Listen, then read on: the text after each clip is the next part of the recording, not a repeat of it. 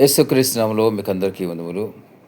చాలామంది సేవ అని చెప్పి మరి దేవుని యొక్క పిలుపు లేకుండా మరి దేవుని యొక్క పరిచయం చెప్పుకుంటూ కొంతమందిని మరి పోగువేసి ఒక చిన్న మందిరం కట్టి మరి పరిచయం అని చెప్పి వాళ్ళు కేవలము వారి యొక్క పోషణ కొరకు మరి ఎటువంటి ఉద్యోగులు దొరక్క మరి కూలి పని చేసుకోలేక మరి పోషణ కొరకు అది ఒకటే కాదు, మరి అయ్యగారు అమ్మగారు అనిపించుకోవాలని కూడా కొంతమంది ఈ విధంగా ఏదో గొప్ప రావాలని కూడా వాళ్ళని గణపరచాలని కూడా దేవునికి పరిచర్య చేస్తూ ఉంటారు.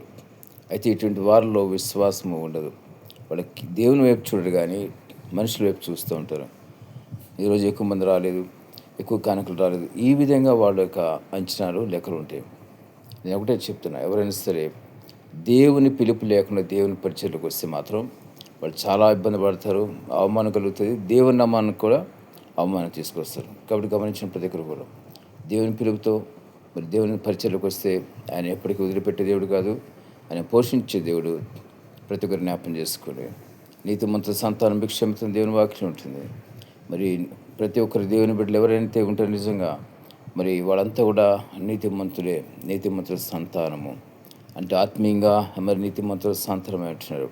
కాబట్టి ఇప్పుడు కూడా అడుక్కునే పరిస్థితి రాదు. ఆ విధంగా మరి విశ్వాసంలో ఉండండి.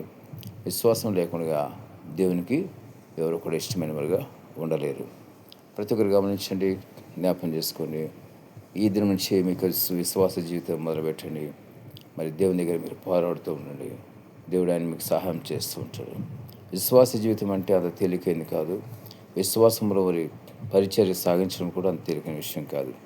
మరి ఎన్నో అనేకమైన ఇబ్బందులు కలుగుతూ ఉంటాయి. ఒక ఉదాహరణ మీకు చెప్తున్నానండి.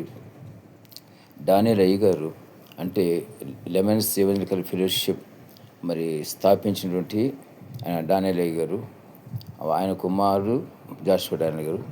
ఈ రిఫరెన్స్ ఎందుకు చెప్తున్నానంటే మీకు చాలామంది తెలుస్తుంటుంది కాబట్టి లెమన్స్ ఎవెంజలికల్ ఫెలోషిప్ అనేది చెప్తాను.